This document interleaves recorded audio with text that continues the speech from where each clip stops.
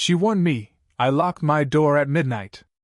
I smiled and said, then I guess I'll be there by 11. I didn't know then how one teasing line would turn into the quietest, slowest, most forbidden kind of closeness I've ever felt. It was a little past 9 when I pulled into the driveway, thinking I'd catch up with my best friend. The house was quiet, lights soft and scattered, not the usual weekend energy I expected. Instead, I found his mother in the garden, kneeling beside a row of late-blooming roses, her hands gently brushing the petals as if they were something fragile she didn't want to rush. She looked up when she heard my footsteps. A light cardigan wrapped loosely around her shoulders, the sleeves pushed up just far enough to reveal the soft lines of her wrists. There was a smudge of soil near her thumb and a small, knowing smile on her lips. "He's not home," she said, standing and brushing her hands on her jeans. "But you can come in if you like." I hesitated, a polite protest on the tip of my tongue, but she was already leading the way toward the porch. The evening air smelled faintly of jasmine and fresh earth, the kind of scent that makes you slow down without realizing it. She poured tea, mint, the kind that lingers cool against your throat, and we sat beneath the warm porch light as crickets sang somewhere in the hedges. We talked about small things, her garden, my new job, how fast summer was slipping away. But somewhere between her laugh, quiet, genuine, and the way her fingers traced the rim of her cup, I felt that strange awareness of time slowing down. It wasn't anything she said. It was the way she listened, the way her eyes stayed on mine a moment too long before looking back to the garden. When the conversation drifted toward how late she often stayed up tending to her plants, she laughed lightly and said, "But I always lock my door at midnight." Habit, I guess. Something in me, maybe the part that had always admired her quiet strength, answered before I could think twice. "Then I'll be there by 11. It was a harmless tease, or at least that's what I told myself. But the words hung in the air like a thread neither of us wanted to pull just yet. She looked at me, eyebrows raised, and for a heartbeat there was something unreadable in her gaze, not scandalized, not offended, just curious. She shook her head, smiling as she rose to take the cups inside. "You've grown bold," she said softly. "Careful with that." I watched her disappear through the door, the screen door creaking softly behind her, and felt a warmth settle somewhere in my chest, not from the tea, but from the quiet shift that had just begun. The days that followed carried the kind of quiet rhythm that doesn't announce itself, it just unfolds. I found myself stopping by her place more often than usual. At first, it was for practical reasons, dropping off a book I borrowed, picking up a jacket I'd left in the living room, asking if my friend had returned. But each time, the door opened, and there she was, her smile soft, her eyes carrying that calm weight of someone who had lived enough to find beauty in unhurried things. One evening, the sky was a pale gold, the kind that dips gently into night. I saw her struggling with a grocery bag at the bottom of the steps, the weight of it tugging at her wrist. Without thinking, I crossed the driveway and reached for it. Our fingers met, hers cool from the evening air, mine warm from the steering wheel, and for a second either of us let go. "Thank you," she murmured, a faint crease forming at the edge of her smile as if gratitude was something she didn't say often enough. Inside, the house smelled faintly of rosemary and something baking, a slow, homely aroma that wrapped around the space like a soft shawl. She set the groceries down and offered me tea, as she always did. And somehow, what should have been a 2-minute visit stretched into an hour, then more. We talked about the little things that people often skip over. Her work. The plants on her windowsill. How she always kept a book open on the kitchen counter, reading between chores. And in those small, ordinary exchanges, I noticed the things I'd never really paid attention to before. The way she tucked her hair behind her ear when she was thinking, the small sigh she made when the kettle clicked, the warmth in her voice when she said my name. There was a moment, quiet, fleeting, when I reached across the table to hand her the book she'd left nearby. Our hands brushed, fingertips catching for just a breath too long. Neither of us spoke about it, but her eyes flicked up, and for a heartbeat, I thought I saw something there. Not a confession, not a promise, just awareness. As I left that evening, she stood at the doorway, her cardigan wrapped around her shoulders again. "Drive safe," she said. It was simple, almost casual.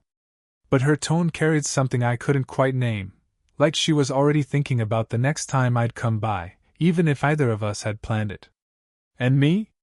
I drove away with the faint taste of mint tea still on my tongue and the memory of her fingers brushing mine like a quiet echo in the dark.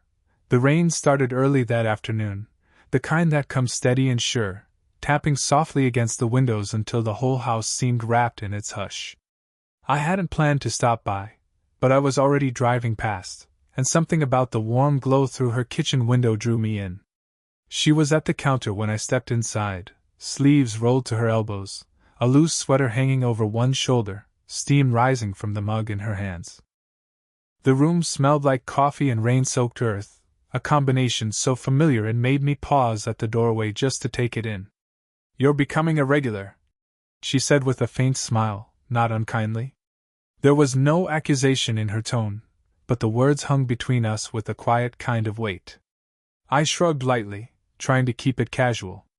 "Maybe I just like your coffee." She chuckled, that soft, low sound I'd started to wait for, and handed me a clean mug. As I took it, our fingers touched again, brief but warm, a thread pulling tight between us before either of us let go. We sat across from each other as the rain patted the glass, our conversation slower than usual, like the weather had pressed pause on the rest of the world. Somewhere between talking about work and her son's return next week, her voice shifted. Softer. More deliberate. "You know this, you and I talking like this, it's harmless," she began, eyes on her mug, not me. "But people see things differently. You're his friend. There are lines, whether they're real or imagined, they exist." I didn't rush to answer. Instead, I reached for the towel beside her, gently drying the cup she just rinsed. Our hands met again, this time over the damp porcelain, lingering a heartbeat too long. "I know," I said finally. "I just think sometimes, the lines people draw, they don't see what's actually there." Her eyes lifted to mine then, steady, searching, not angry but conflicted. For a moment either of us moved, and the sound of the rain filled the space between words. She exhaled, not in frustration, but in something closer to surrender. "You have this way of making simple things sound dangerous," she murmured. I smiled faintly, setting the towel down. Or maybe they were never that simple to begin with. We didn't speak of it again that evening. She asked about my plans for the weekend. I teased her about the stubborn window latch, and when I left, the rain had turned to mist, clinging cool and fine against my skin. But as I walked back to my car, I could still feel the ghost of her fingers against mine. Not quite a promise, not yet a goodbye. Just a quiet reminder that something had shifted. Whether or not we dared to name it. It was the kind of evening that felt too still, like the world had already gone to bed. I had come over to help with that stubborn window latch in the den, the one that always caught halfway and refused to budge. My friend was still out of town, and I told myself it was just a favor, just another evening spent doing something small and practical. She was waiting with a lamp lit low, its warm glow pooling on the wooden floor, throwing soft shadows on the walls. The house smelled faintly of lemon polish and something subtle in her perfume, a scent that felt both familiar and new, like a memory you can't quite place. "Thank you for coming," she said quietly, handing me a small set of tools. "It's silly, but I never trust the cold drafts this time of year." I knelt by the window, working the latch as she stood nearby, one hand resting lightly on the arm of the chair, the other wrapped around herself as though she couldn't decide if she was cold or simply uncertain.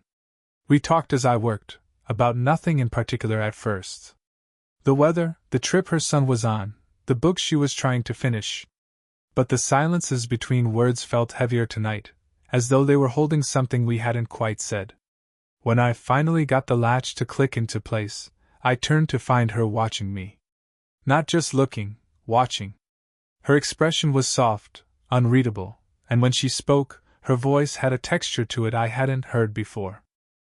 "You know, it's been a long time since anyone paid attention like this," she said, almost like she was confessing it to the room, not to me. "Not just the big things, Anyone can do that, but the little things. Noticing when a window sticks. Bringing tea without asking. Remembering. I didn't know what to say at first. Her words settled into the air like the light from that lamp, gentle, but warm enough to feel. She stepped closer, fingers brushing a curl of hair behind her ear, and for the briefest moment, her hand found my forearm. Not an accident this time. Not the passing brush of a grocery bag or a teacup. A deliberate, quiet touch. Her skin was warm, her palm light, but I felt it like a pulse beneath my sleeve. Sometimes I wonder if I've made myself too comfortable being alone, she said softly, her gaze still on her fingers resting there. It's easier than being disappointed. I met her eyes, steady and unhurried. Or maybe you've just been waiting for the right kind of company. She let out a breath, part laugh, part something else, and stepped back, as if to protect the balance we both pretended we hadn't tipped. Tea? She asked, her voice returning to its familiar steadiness.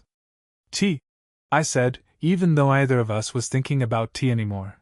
The night before his return carried a strange, quiet energy, the kind that lingers in the corners of a room, reminding you that something is about to shift. I told myself I was only stopping by to drop off a borrowed jacket, but I stayed. Maybe we both knew I would. She had already set the table when I arrived. A simple meal, pasta with olive oil and herbs, a bottle of red wine breathing quietly beside 2 glasses. The house felt warmer than usual, as though the walls themselves were holding their breath. You didn't have to cook, I said, easing into the chair across from her. It's just pasta, she replied, but there was a faint curve to her lips, something between a smile and an unspoken thought. Dinner moved slowly, like every word was a thread carefully placed. We talked about her son, about the trip he'd be coming back from, about my work. But beneath the words was a pulse, a steady, unspoken rhythm neither of us named. Every so often, her gaze flicked to the clock in the hallway, its hands inching toward the hour that had become our quiet landmark. At one point, I reached for the wine, fingers brushing hers as she steadied the bottle. It wasn't an accident this time, not entirely. The warmth of her skin lingered against mine, and though either of us moved away, we also didn't speak about it. The conversation dipped into softer territory after that. How strange it is to miss company you never expected to enjoy. How nights can feel longer when the house is too quiet. Her voice lowered as she spoke, and I realized her glass was still half full, her fingers tracing its rim like she wasn't ready to finish it yet. You remember what I said, don't you? She asked suddenly, her eyes catching mine over the table. About locking your door? I said, a slow smile tugging at the corner of my mouth. She nodded, looking away briefly before meeting my gaze again. It's silly, really. Just a habit. But somehow it feels like a line. The clock ticked in the hall. The space between us felt narrower than it looked, 2 hands apart, maybe less. I remember, I said quietly. And I haven't forgotten what I said either. Her breath caught, not dramatically, just enough to shift the air. She didn't scold, didn't pull back. Instead, she reached for her glass, the motion smooth, controlled, but I noticed the slight tremor in her fingers as she lifted it. After dinner, we didn't make plans. She gathered the plates, I helped without being asked, and when I left that night, the clock was still shy of midnight. The porch light hummed faintly, casting a pale circle at my feet. She stood at the doorway, cardigan wrapped around her shoulders, watching as I stepped off the porch. Good night, she said, but it sounded more like not yet. The night air carried that late summer chill, the kind that brushes along your collar and makes every sound seem sharper. It was exactly 11 when I found myself standing at her door, not knocking yet, not texting, just standing there with the porch light humming above me and the memory of her words looping in my head. For a moment, I thought about leaving. About how easy it would be to step back into my car, drive off, and let this strange thread between us unravel before it knotted into something neither of us could ignore. But my hand rose anyway, one slow, steady knock. She opened the door without surprise. Her hair was loose, brushing her shoulders, and her robe was tied softly at her waist. Not tightly. Just enough to suggest comfort, not defense. "You're early," she said, and though her lips tried to shape it as a joke, her voice was quiet, a little caught between relief and something more careful. "I said I'd be here by 11, I replied. "And I keep my word." For a moment, we stood in the doorway, the cool night pressing at my back and the warm hush of her house opening in front of me. She stepped aside slowly, letting me in, the sound of the door closing behind me softer than I expected. The house was dimly lit, one lamp in the living room, a faint glow spilling from the kitchen.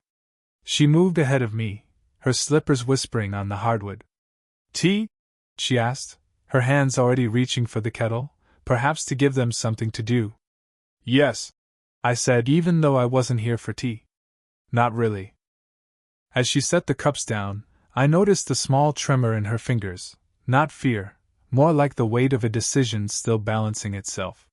Her shoulders brushed mine as she passed, just lightly enough to make it feel deliberate. Neither of us moved away. We sat at the kitchen table again, just like all the other evenings, yet nothing about it felt the same. The clock in the hallway ticked toward midnight with a patience that felt almost cruel. "I wasn't sure if you'd actually come," she said finally, her fingers wrapped around the teacup though she hadn't sipped yet. "I wasn't sure either," I admitted. "But some things don't go away just because we pretend they should." Her lips parted slightly, not to answer, but because the words seemed to land where silence usually lived between us.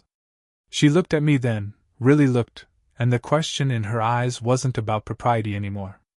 It was about what this might become if either of us let it. The kettle clicked again as it cooled. Outside, a car passed, tires hissing on the damp street. Midnight was close now. The door wasn't locked yet. And neither of us had made a move, but we both knew we already had. The clock in the hallway chimed softly, 12 strokes that felt less like an ending and more like a question lingering in the air. Midnight. The hour she had always mentioned. The hour I was never meant to cross. And yet, here I was, sitting beside her on the couch, the faint hum of the kettle still drifting from the kitchen, the world outside quiet and damp from the earlier rain. She had locked the door after I stepped in, not against me, but with me inside. The soft click of the bolt had been strangely grounding, like a line drawn not to keep something out, but to keep a moment safe. A light blanket rested over our knees, the kind you pull down when you're not planning to stay long but end up doing so anyway. Her head found its way to my shoulder, slowly, carefully, as though testing if the space was truly there for her to rest. I didn't move. My arm rested across the backrest, not quite around her, but near enough that the warmth from her hair reached my sleeve. We didn't speak for a while. The silence wasn't heavy, it was steady, warm, and oddly forgiving. The kind that comes when two people finally stop pretending they haven't noticed each other. "You should know," she said eventually, voice low. "I never planned for this. I didn't expect to want company like this again." I turned slightly, catching the faint curve of her cheek in the lamp's glow. "Neither did I admitted. "But sometimes the things we don't plan are the ones that make the most sense." She gave a soft laugh. Tired, maybe, but not unhappy. Her hand shifted under the blanket until it rested gently against mine. No grasp, no claim, just touch. Warm, quiet, unspoken. "I'm not asking for anything," she murmured. "No promises. Just something real. Even if it's only this moment. That's all I want too," I said. And I meant it. We sat like that for what felt like a long time. The clock ticking softly past 12, the house wrapped in a kind of peace I hadn't known it could hold. There was no urgency, no grand confession waiting to break the stillness. Just her leaning a little closer, my shoulder easing toward hers, the night folding gently around us. When I finally stood to leave, she walked me to the door, her hand brushing my arm as she passed. "Drive safe," she said, the same words as always, but warmer now, threaded with something that felt like trust. At the doorway, she paused, fingers on the lock. "Maybe some doors," she said quietly, "aren't meant to stay closed forever." I smiled, the kind that doesn't need words. "Then I'm glad I was here before midnight." The door clicked behind me, not an ending, just the sound of a night that had chosen to stay with us both.